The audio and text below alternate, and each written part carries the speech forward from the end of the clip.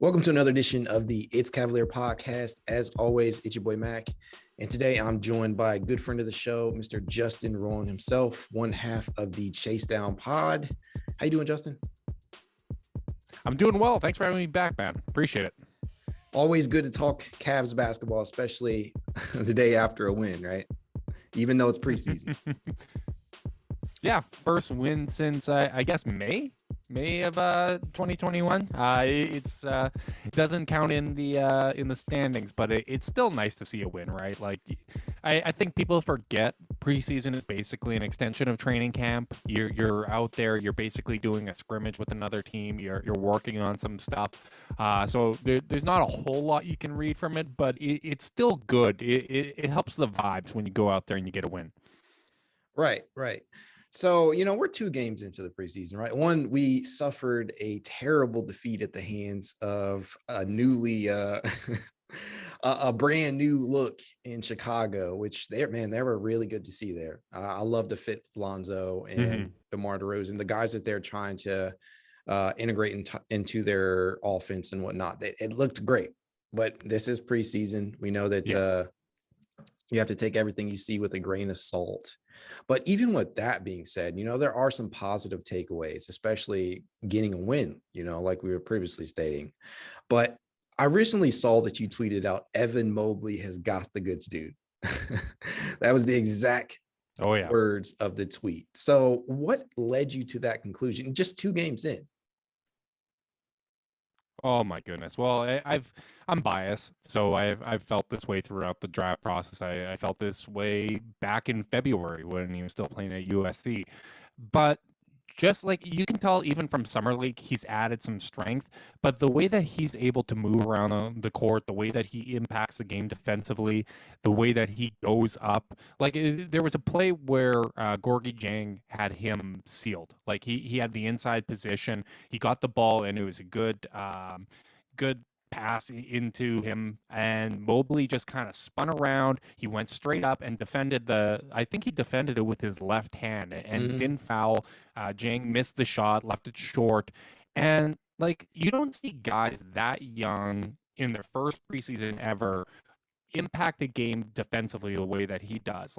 This is a one-of-one type freak of nature on the defensive end, and he just does so many smart things, things that are beyond his years at just 20 years old. I have so much confidence in him, and the flashes that we're seeing with him. It's going to be really, really hard to keep him off the floor. Whether it is keeping him in the starting lineup, which obviously creates some spacing concerns, I think you're just going to have to find ways to play this guy, because I think right off the bat he's going to be one of this team's most impactful players, even if he's not necessarily doing it with points per game. Yeah, that's fair. And to your point about spacing, I think Mobley went 0-3 last night, and against Chicago, he didn't attempt anything from range. So that part of his game is going to continue to be a work in progress, which I think most Cavs fans and many NBA analysts in general, that was the mindset with this guy, is that he's not a finished product yet, especially on the offensive side. But he's shown a lot already on that end. I mean, even though the guy has a slight frame, you wouldn't be able to tell with how he's played thus far. I mean, he had a nice poster dunk yesterday, last night, rather. Man, that's not easy to do when you are that tall and that thin. The amount of strength it takes to actually go through a guy like that when you are that thin, that's next level core strength. And he had a nice play where guys kind of come up to him. He seals them off. He gets by them. A nice pass off the dribble to Lauri Markkanen for a baseline jumper. There's just the little things that when you watch him, he jumps off the screen. And the fact that he's jumping off the screen and making an impact right away. Yes, it is going to take time for him to be a finished product, but he's already impactful at this point and already stands out, which, I mean, that's different than Okoro or Garland or Sexton, who came in and you could see some potential, but overall they were ineffective. Mobley's actually having an effect on the game every time he steps on the floor. Yeah, and I mean, you're not going to see, the blocks show up on a nightly basis, but just the fact that he's literally, the rim deterrence, and he's altering opposing players' shots on nearly every possession that he's the defender on. It's a refreshing sight to see. I honestly cannot remember. I mean, maybe Tristan Thompson, but I can't remember the last true, shot blocking center that Cleveland possessed. Maybe Big Z, I don't know. Yeah. So it's very, It's very probably encouraging sight. Yeah, he's got 4 blocks in 2 preseason games, and he's doing that playing a lot of power forward. Like, Mhm. he's not the last line of defense center getting all those blocks. Like, Jared Allen and him combined for 5 blocks against Atlanta. That pairing, what they can do to kind of turn teams' water off, it's really, really encouraging. Right, right. And I couldn't agree more. I really just, for all the people that question his long-term fit alongside Jared Allen, yesterday did nothing to really change that. It is the preseason, but it was a really good thing to see. When you're talking about spacing, that brings to mind for me, Lauri Markkanen. We've seen him play a pretty good amount of minutes in both games. I liked what I've seen, but I haven't quite seen enough to justify him usurping Mobley in the starter's role just yet. I'm not sure to begin the Mhm. season what the mindset is there with JB Bickerstaff and whatnot, whether or not you're going to go ahead and opt to start the guy that could provide a little bit more spacing in terms of 3-point shooting and going Markkanen's way, or you're just going to go ahead and throw Mobley out there, similar to what the team did with Isaac Okoro last season. And I think Okoro led all rookies in minutes last season, if I'm not mistaken. I'm just, I'm Led the Cavs wondering, in minutes. I'm wondering whether or not we could see a similar type of outcome with Mobley. And I wouldn't be opposed to that, just because, he already provides so much already at such a young age. This entire roster, really. Yeah, I think he's going to play a significant role for the Cavs. I wouldn't expect him to lead the team in minutes. I think Garland and Sexton are probably more likely in that department, which some of that is a product of, yeah, you have Lauri Markkanen behind him. Like, Isaac Okoro didn't have a 3 that deserved like 25 to 30 minutes a night behind him. That probably would have changed the amount of minutes he plays. But when you're looking at that starting lineup, it's early. You're going to give these guys time to figure it out. Okoro hasn't really shown up offensively so far in the preseason.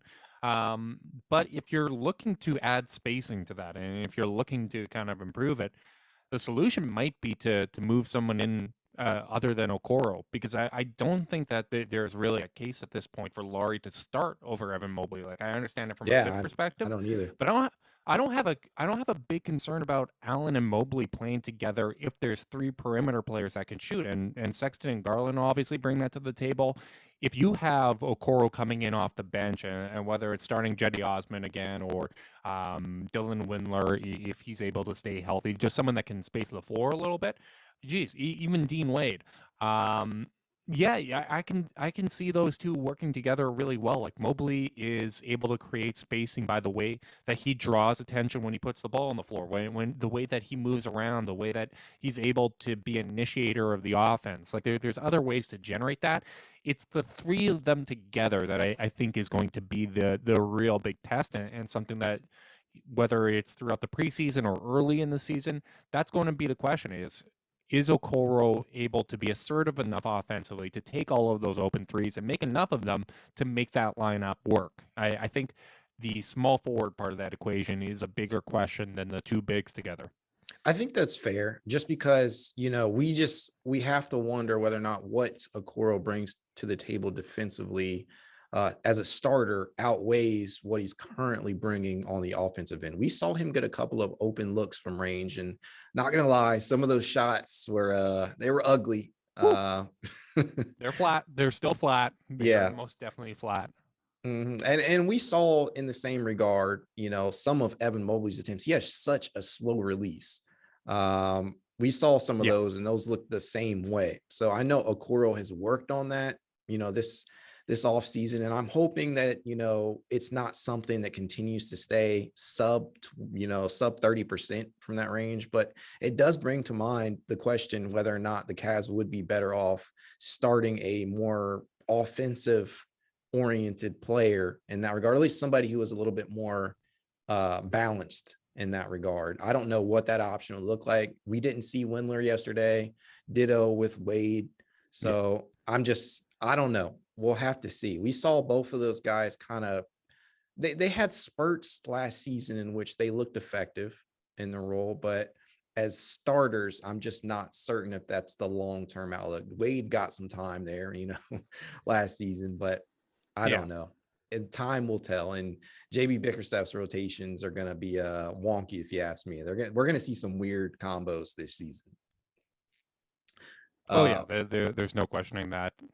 Yeah. With that being said, man, the Cavs along that same line of thought, I think they've attempted like 62 or 63 threes through 2 games this preseason, which is what, like 31 and a half per game.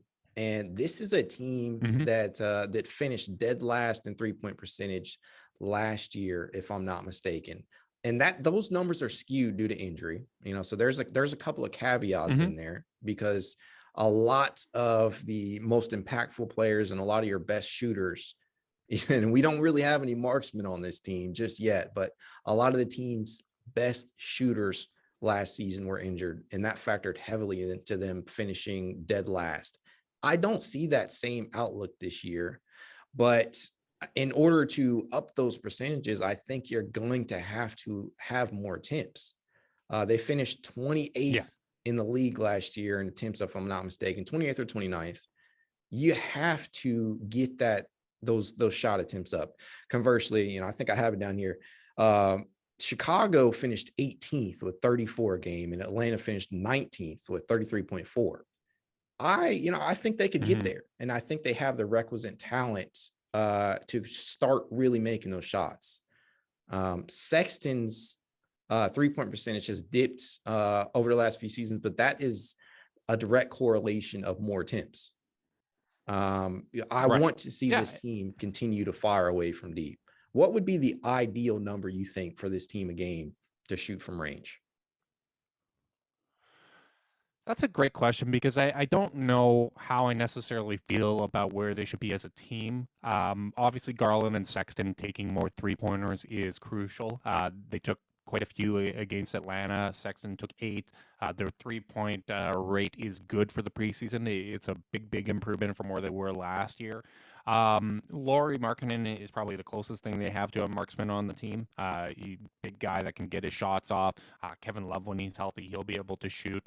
Mhm. I think it's going to be a collective effort where it's just, hey, we can't pass up open threes. Isaac Okoro passed up an open three close against Atlanta there, Yeah. and like that's you have to at least be willing to take those shots. That was something that Brooklyn did, but before they got good, was no matter what the talent was on the team, they had guys that were taking the right shots. When the ball moves, it generates an open shot, and you pass up that look, you're probably not getting another good look that possession because the defense had already scrambled. It had left you open.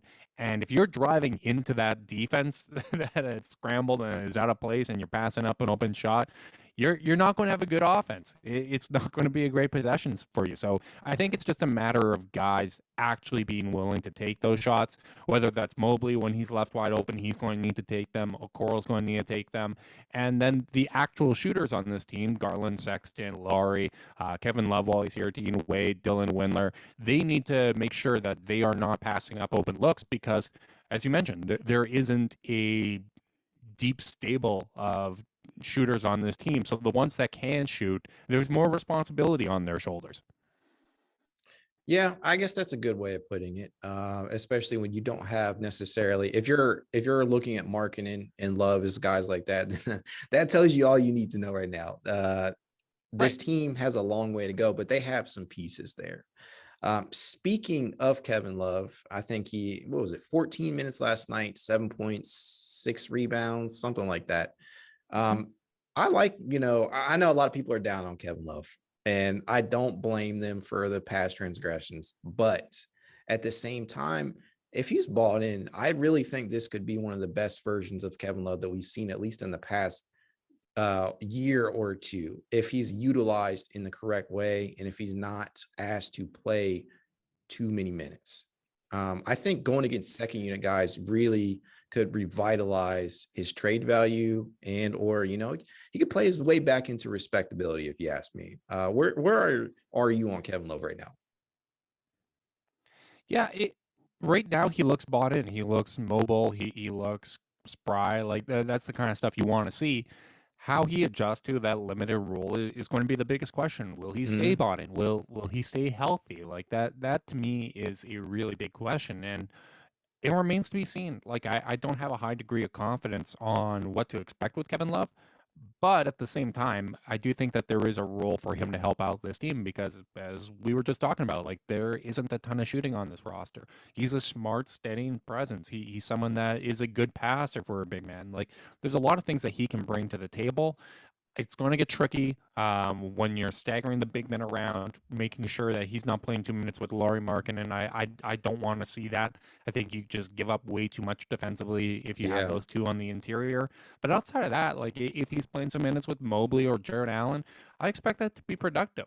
I really liked the second unit minutes where it was Kevin Love, Ricky Rubio, Evan Mobley, and a couple other guys. Like those three together as kind of the foundation of that second unit minutes, that works. If Sexton's out there too, yeah, you got two smart passing bigs. You've got some spacing. You got Ricky Rubio who's going to push the pace. Like I can see those minutes being really productive. And you look at last season, the second unit was where the Cavs lost a lot of games. Like Yeah. Yeah. those units were awful. They didn't have a backup point guard. It made things tougher for Sexton. I think having veterans in that lineup that can come in off the bench, be a steadying presence, help elevate the offense. I think that's a real bonus. So I hope he stays bought in because I do think that there is a way for him to help. I just don't have a high degree of confidence at this point. Yeah, that's understandable. And I think largely most of the fan base would agree with you in that regard. And if they don't, it's probably along the lines of trade Kevin Love right now, sit him, don't have him anywhere around the team. So Right. that's generally what the thought process is on Kevin Love right now. I find myself even towards the end of last season, I was always in a rock and a hard place with the guy just because he played a vital role in bringing that championship to Cleveland.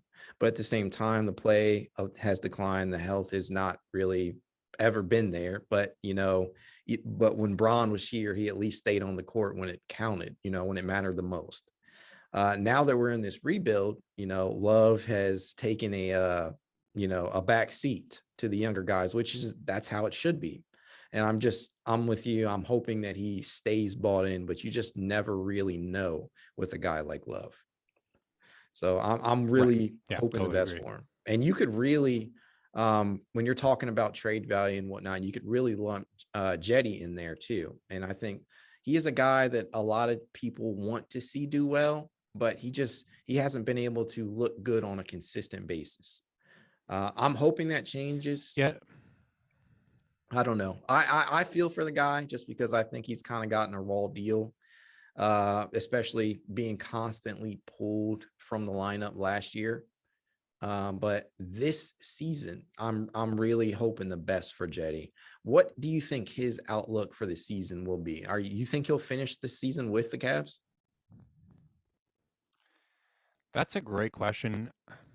I think my gut says no because I think at some point, especially if things are working out, Mm-hmm. I think this team is probably going to look to get more reliable options. They're going to look to maybe add some talent if things are working out. And Jetty Osman with a contract that goes down in guaranteed money each Mm-hmm. year, I It's a I, trade I chip. think there's yeah, it's a bit of a trade chip. If you're attaching that with picks, maybe you can go out and get a more established wing player. I do think that there is room for him to help. Like it's unfortunate that last season went so poorly for him because the previous year he was a useful player. He Yeah. shot well from three, and that player would be really helpful on this roster.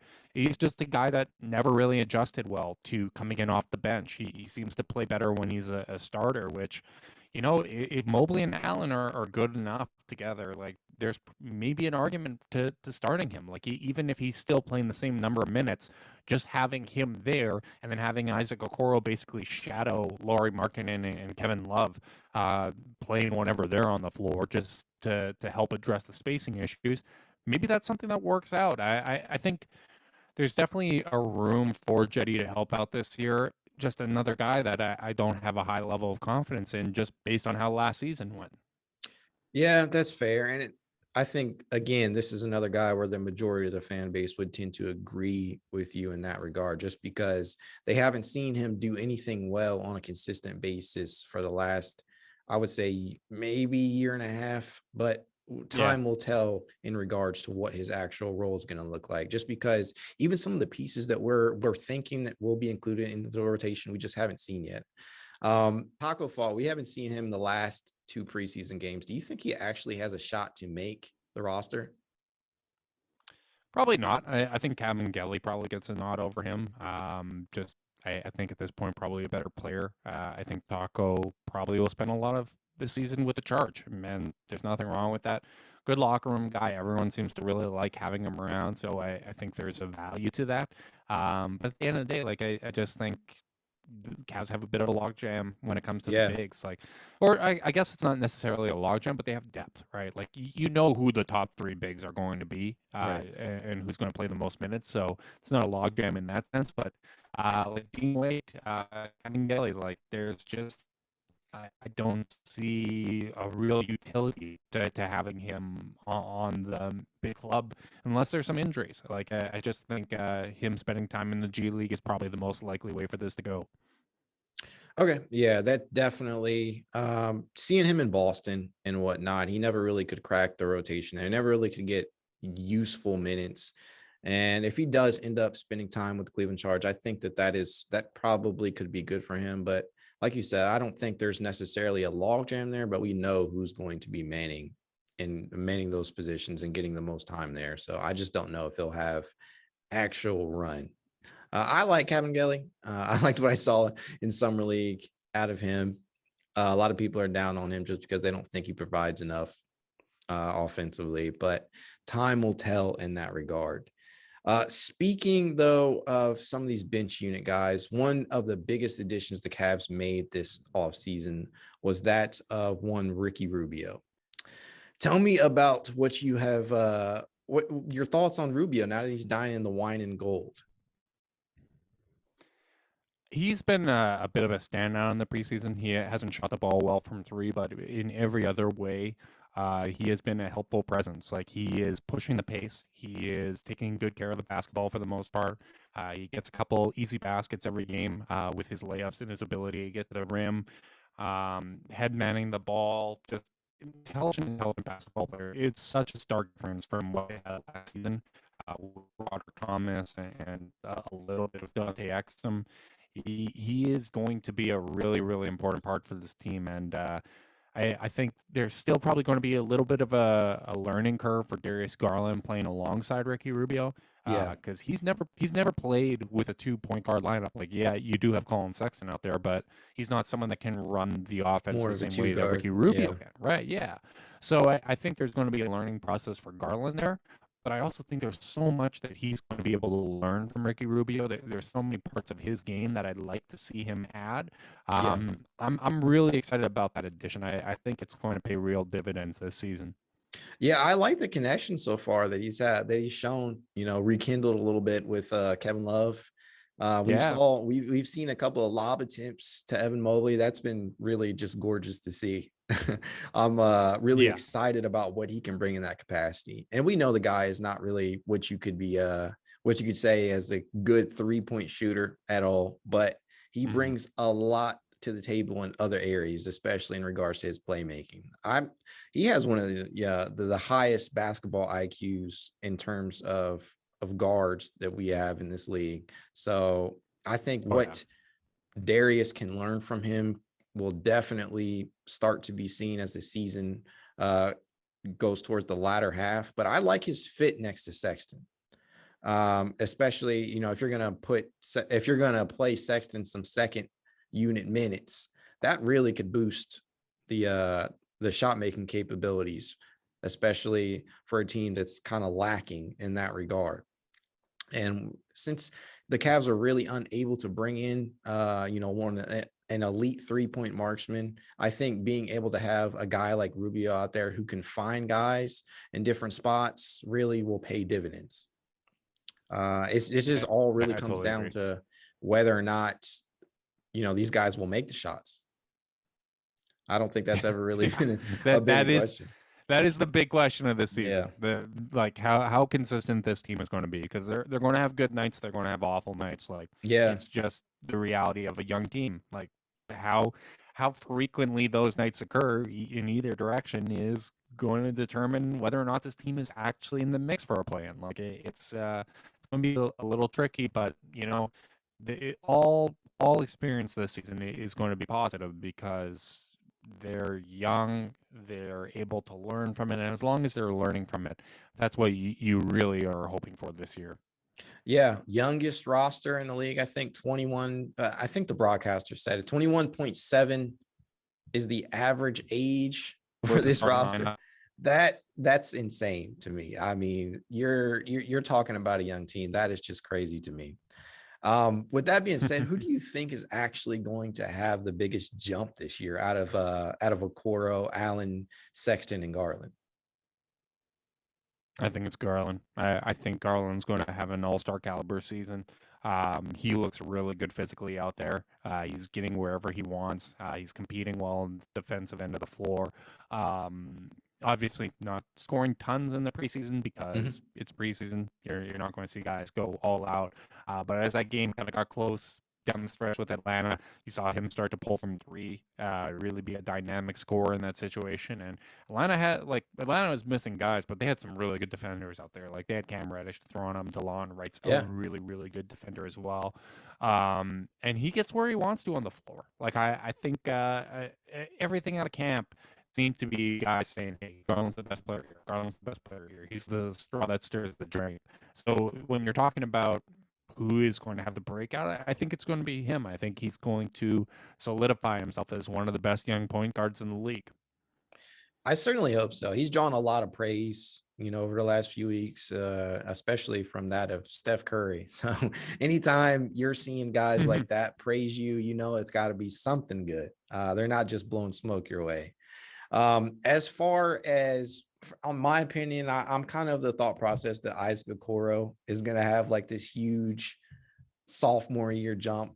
I really hope I'm right, just because if he can piece the offensive side of things together with what he already brings to the table defensively, even though he's a bit undersized for where he's being played at, I think that there is a lot that could go right for him this season, especially with having some of the defensive responsibility taken off of him, with having such a good backline of defense in Evan Mobley and Jared Allen. So I'm really hoping that multiple guys have breakouts this season. So we'll really see. That'd be nice. Yeah, what a lot of people are kind of leaving out there though is Sexton. People are really sounding like Sexton is already a finished product. I have no idea why people are of that mindset. I know that, we're just 2 games into the preseason, and his shooting splits from last night weren't exactly great, but you have to take everything at this point in the year with a grain of salt. And I think playing with a much more, in my opinion, talented roster this season, and guys who can take that scoring responsibility off of him, I think that would really elevate his play too. I think we could possibly see the best version of Colin Sexton yet, but it will remain Oh, to I be think so seen, too. especially considering that. Yeah, I think so too. I think the reason why you don't hear people talking about a massive leap for Colin Sexton is the statistical numbers were already there. Yeah. Where his improvements are going to come is in the margins. Like, you see him navigating screens better throughout the preseason. That's a really, really encouraging sign. His 3-point attempt rate is way up. It basically doubled from the regular season. Again, small sample size, but that's the type of shot profile he needs to take. So I think both he and Jared Allen, I think they don't get discussed enough about the improvements that they could make over the offseason for guys as young as they are. Yeah. And that's because they already do have a fair amount of polish to their game. They have proven NBA skills and less to prove in a preseason setting. Let's be honest about that. So I think that's why you don't hear him brought up as much, but I completely agree. Like I think having Rubio going to help him a ton, having Mobley as a playmaking big to play off, like that's going to be a really great addition. Laurie Markkinen to give him a little more space to work. Like I think all those things set him up well to have a really good season. It's just I don't see like a massive statistical leap. Like he may put up very similar numbers, but have more impact, which is what I would really predict for Sexton this season. You think the efficiency will go up in regards to certain areas? I think so. Yeah, like he was league average efficiency last year for with really terrible spacing around him Yeah. at a really high volume. That was like what he did was very efficient last season. Like it was a really good season, but I do think you'll probably see maybe an increase of getting to the free throw line. He's been taking it really strong to the rack so far in preseason. I like that. I think the 3-point shooting, getting those attempts up is going to help him a lot and help him in a lot of those efficiency categories. So I think that's where you're going to see the most growth with him. And then, of course, hopefully a little bit of an improvement on the defensive end.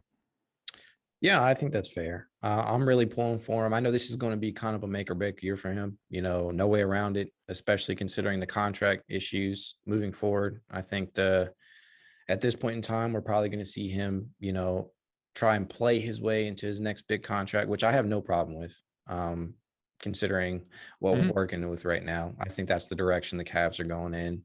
Of the guys that we haven't mentioned today, who do you think stands the best chance of having, a more of a breakout year, whether it be Dylan Windler finally being able to stay healthy, or Fianu Kabengele kind of cracking the rotation in some way, Lamar Stevens possibly earning, that full-time backup small forward role,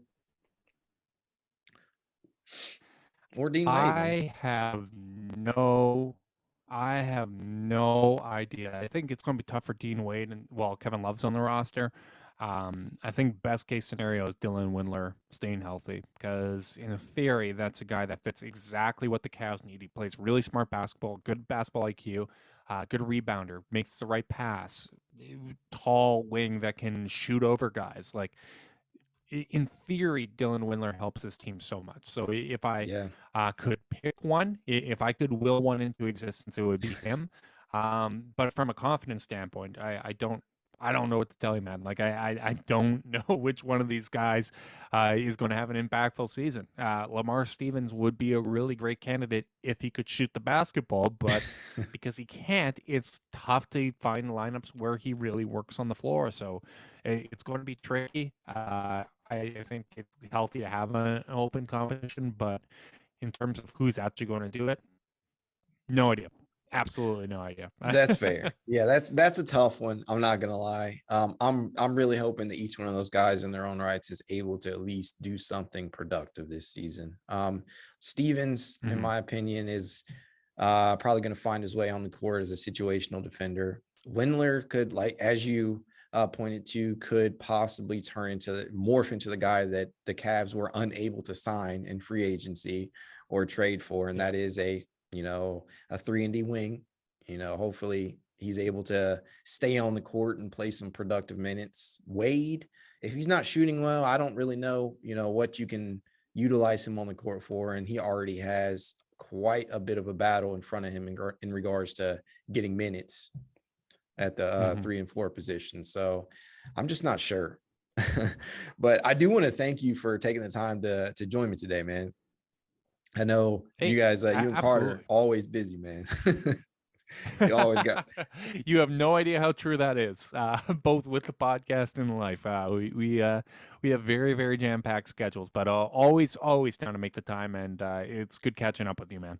Thanks. As always, guys, like I tell you, if you want to reach out to me, you can at @iscavalier_pod on Twitter, TikTok, Instagram, and YouTube. That being said, have a good day.